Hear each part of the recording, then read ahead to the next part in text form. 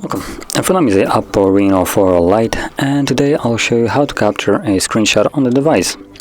So to get started, open up the content that you wish to capture, which I'm going to use settings as an example. And once it's open, all you need to do is hold power key and volume down. You'll get the sound, and there we go. So drag down to share the screenshot. Now, see, it brings up the share.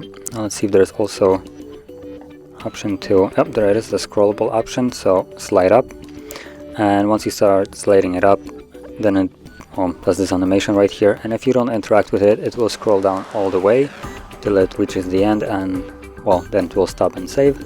Or you can just grab it yourself and scroll down as far as you want, like so. For instance, it gives you the size right here for a brief second, and if you're satisfied with how far down it is, click on done, and it will save it at this point, as you can see. And this is the one way that I can do it.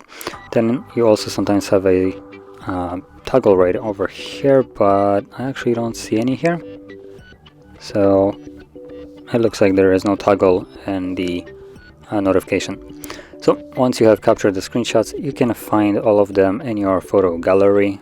And let me quickly find my photo gallery. Not exactly sure where it is. Oh, there we go. Photos.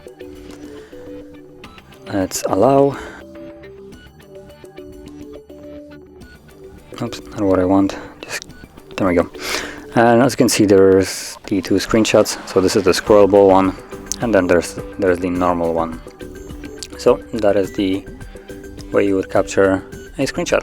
And if you found this very helpful, don't forget to hit like, subscribe, and thanks for watching.